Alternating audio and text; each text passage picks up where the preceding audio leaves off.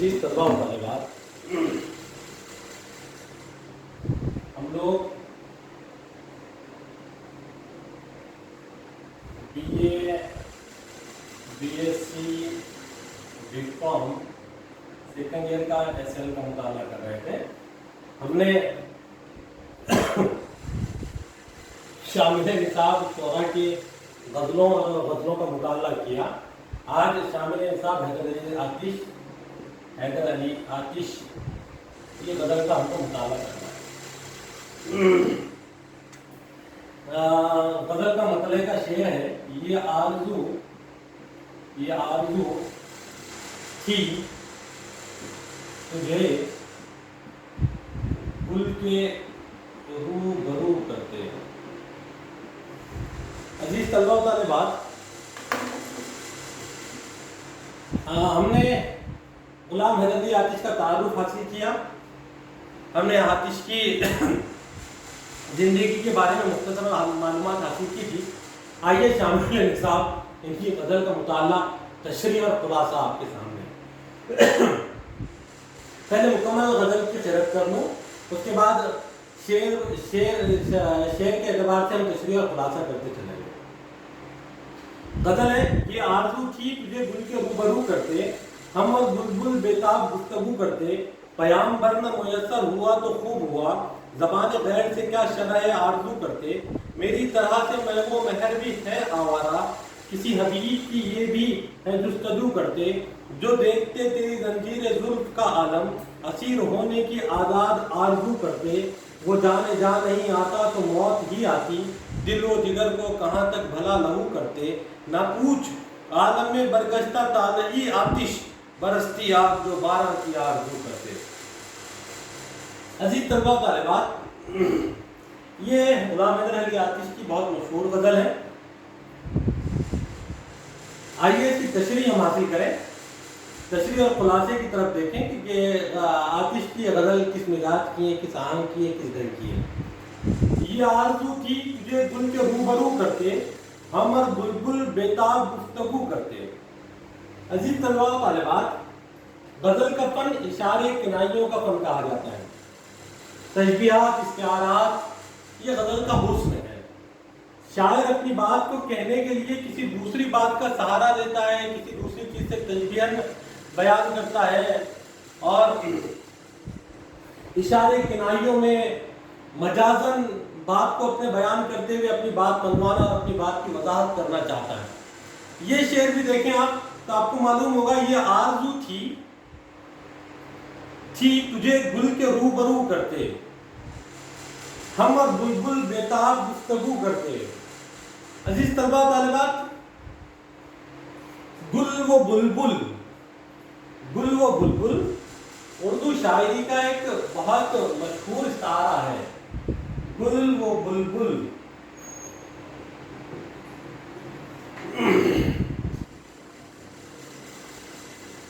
گل بحیثیت معشوق اور بلبل عاشق کے طور پر استعمال ہوتا ہے. بہت ساری شاعری کے اندر ہم نے گل و بلبل کے عشق و معشوقے کی کہ بلبل کس طریقے سے پھول پر منڈلاتا ہے اور کس طریقے سے پھول کی خوبصورتی کا عاشق ہوتا ہے، یہ ہم نے دیکھا ہے. اس شعر کے اندر شاعر نے یہ آرزو تھی تجھے گل کے روبرو کرتے، ہم اور بلبل بیتاب گفتگو کرتے، بہت ہی اچھوتے انداز میں اپنے محبوب کے حسن کی تعریف کی ہے. اپنے محبوب کو دنیا کے سب سے زیادہ حسین ترین چیز ثابت کیا ہے. اور شاعر کہتا ہے کہ بلبل گل کا عاشق ہوتا ہے، اس کے نزدیک پھول سب سے زیادہ حسین ہے. بلبل کے لیے بلبل جب پھول پورا کھل جاتا ہے تو اس پہ فریفتہ ہو جاتا ہے. بلبل کے لیے دنیا کی سب سے زیادہ حسین ترین چیز پھول ہوتا ہے. اور ادھر شاعر کہہ رہا ہے کہ اے میرے محبوب، یہ آرزو تھی تجھے گل کے روبرو کرتے، اگر آپ ہم سے ملاقات کرتے تو ہم چمن میں لے جا کر گلوں کے درمیان تم کو بٹھا دیتے اور جو بلبل جس گل کے لیے فریبتا ہے، جس کے عشق میں وہ اپنے آپ کو نثار کیے دیے ہیں، جس کے عشق میں وہ دیوانہ ہے، اس گل کے بازو آپ کو بٹھاتے اور بلبل سے گفتگو کرتے اور بلبل سے پوچھتے کہ بتا تیرا محبوب زیادہ حسین ہے یا ہمارا محبوب زیادہ حسین. یہ آرزو تھی. تجھے گل کے روبرو کرتے، ہم اور بلبل بیتاب گفتگو کرتے کہ بلبل اپنے محبوب کی، گل کی تعریف کرتا، گل کا حسن بتاتا، اور ہم اپنے محبوب کی تعریف کرتے. تب اندازہ ہوتا بلبل کو کہ ہمارا محبوب کتنا حسین و جمیل ہے، کتنا ذہین و قطین ہے، کتنا نازک براندام ہے. پھول سے زیادہ نازک، پھول سے زیادہ خوبصورت، پھول سے زیادہ پاکیزہ، پھول سے زیادہ تر و تازہ ہمارا محبوب ہے. اور ہم گل کو یہ ثابت کراتے، گل کو یہ اندازہ کرواتے کہ اے بلبل حقیقت میں گل سے زیادہ حسین ہمارا محبوب ہے. دوسرے شعر میں شاعر کہتا ہے پیغامبر نہ میسر ہوا تو خوب ہوا، زبان غیر سے کیا شرح آرزو کرتے. ہاں، زبان غیر سے کیا شرح آرزو کرتے. شرح کہتے ہیں وضاحت کو، آرزو کہتے ہیں امید کو. زبان غیر سے کیا شرح آرزو کرتے. شاعر کہہ رہا ہے کہ ہم کو پیغامبر کہتے ہیں، پیغام پہنچانے والے کو پیغامبر، پیغام پہنچانے والا، پیغام پہنچانے والا. شاعر کہہ رہا ہے پیغامبر نہ میسر ہوا تو خوب ہوا، کہ پیغامبر ہم کو ہماری دل کی بات، ہمارا محبت نامہ، ہمارے محبوب کو ہماری کیفیت پہنچانے کے لیے پیغامبر نہیں ملا تو بہت اچھا ہوا، کوئی مسئلہ نہیں ہے. کہہ رہے شاعر کہتا ہے کہ اگر نامہ پر میسر نہیں ہو سکا تو اچھا ہی ہوا. غیر کی زبان سے اپنے آرزو کا خلاصہ کیوں کرتے، اپنی آرزو کا اظہار اس کی زبان سے کیوں کرتے. شاعر کہہ رہے ہیں پیغامبر نہ میسر ہوا تو خوب ہوا، زبان غیر سے کیا شرح آرزو کرتے. کہ ہم کو اس بات کا غم نہیں کہ پیغامبر میسر نہیں ہوا، بلکہ بہت اچھی بات ہوئی کہ ہم کو پیغامبر ملا ہی نہیں، ہمارے اور ہمارے محبوب کے درمیان میں کوئی حائل نہیں ہے، بلکہ ہم اپنی، اور اگر پیغامبر میسر آ جاتا تو کیا خاک ہماری کیفیات کو، کیا ہماری آرزوؤں کو، کیا ہماری تمناؤں کو ہمارے محبوب کے سامنے وہ بیان کرتا. اور ہم کیوں کر ہماری دل کی آرزو کو غیر کی زبان سے، کسی دوسرے کی زبان سے ادا کرواتے. یہ تو بہت اچھی بات ہوئی کہ ہمارے اور ہمارے محبوب کے درمیان کوئی نہیں، بلکہ کوئی پیغامبر بھی نہیں. ہم ہمارے محبوب سے بالمشافہ ملتے ہیں، ہم ہمارے محبوب سے ہماری دلی کیفیات کی بالواسطہ بات کرتے ہیں، ہماری کیفیات پر. پیغامبر نہ میسر ہوا تو بہت اچھا ہوا کہ ہم کو پیغامبر نہ ملا. زبان غیر سے کیا ہم کیا زبان غیر سے شرح آرزو کرتے. میری طرح سے محو و مہر بھی ہے آوارہ، میری طرح سے محو و مہر بھی ہے آوارہ، کسی حبیب کی یہ بھی ہے جستجو کرتے. میں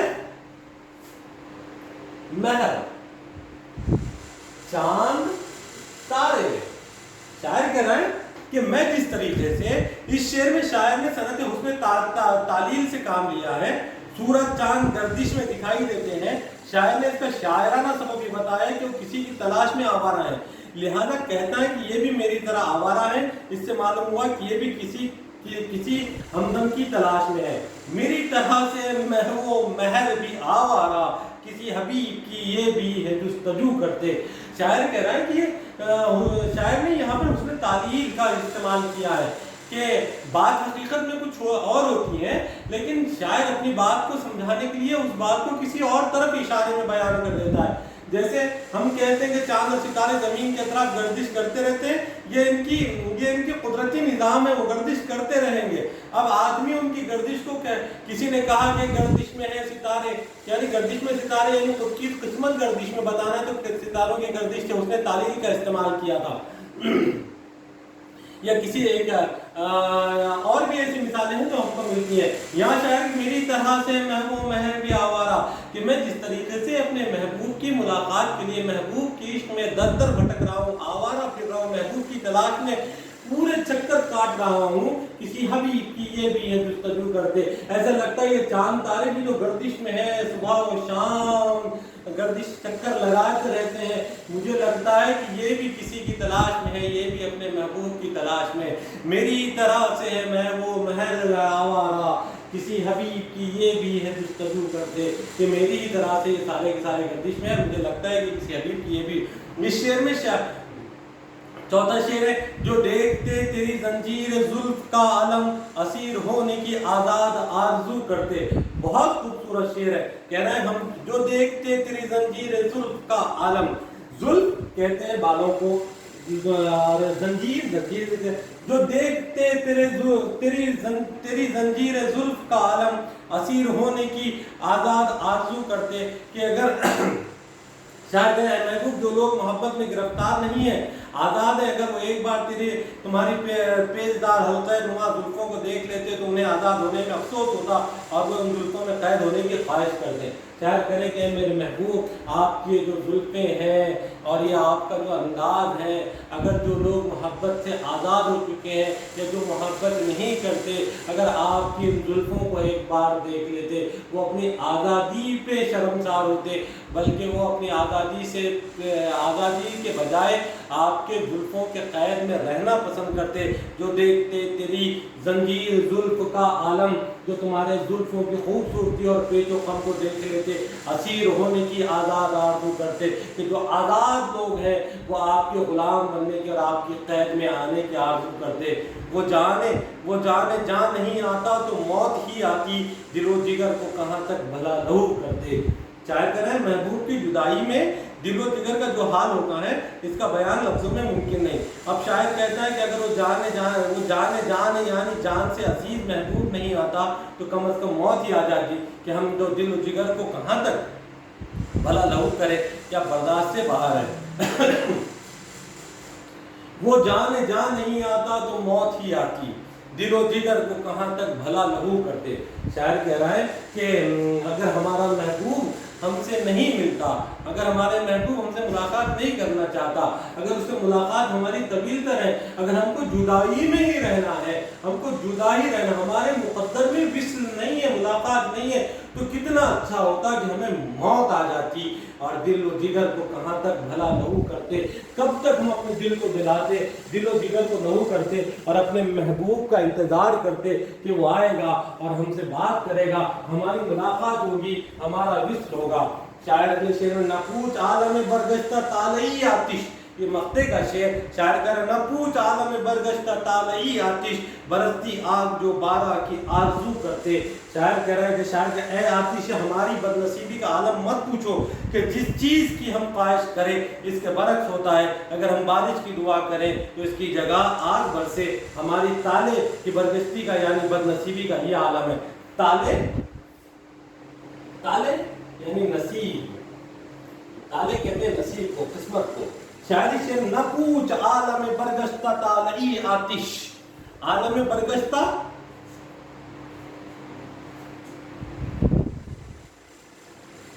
عالم کہتے ہیں جہاں کو, برگشتہ کہتے ہیں برسنے کو, گرجنے کو.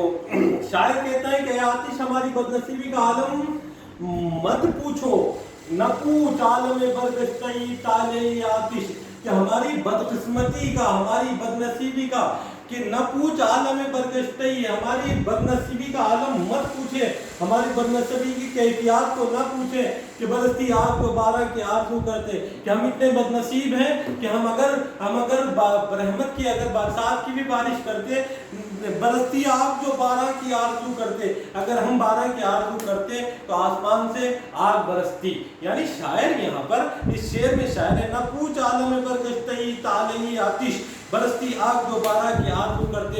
شاعر کہہ رہا ہے کہ اگر برسات ہوتی, اگر ہم اتنے بدنصیب ہیں, ہماری قسمت میں اتنی بدنصیبی ہے کہ اگر ہم جو بھی خواہش کرتے اس کے الٹ ہوتا.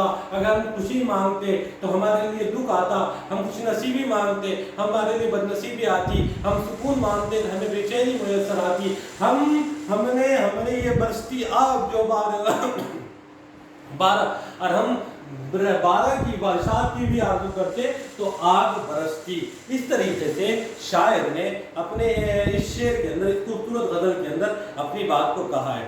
دیکھیے ایک مرتبہ غزل کو پورا مکمل, تو یہ آرزو تھی تجھے گل کے روپ روبرو کرتے، یہ آرزو تھی تجھے گل کے روبرو کرتے، ہم اور بلبل بیتاب گفتگو کرتے، پیامبر نہ میسر ہوا تو خوب ہوا، زبان غیر سے کیا شرح آرزو کرتے، میری طرح سے محو مہر بھی ہیں آوارہ، کسی حبیب کی یہ بھی ہیں جستجو کرتے، جو دیکھتے تیری زنجیر زلف کا عالم، اسیر ہونے کی آزاد آرزو کرتے، وہ جان جان نہیں آتا تو موت ہی آتی، دل و جگر کو کہاں تک بھلا لہو کرتے، نہ پوچھ عالم برگشتہ طالعی آتش، برستی آگ جو بارہ کی آرزو کرتے۔ عزیز طلبہ و طالبات، اس طریقے سے شامل نصاب غلام حیدر علی آتش کی ہم نے غزل کا مطالعہ کیا، غزل کے ایک ایک شعر کی تشریح اور خلاصہ ہم نے حاصل کیا۔ انشاءاللہ اگلے اس میں ہم اگلی غزل کا مطالعہ کریں گے۔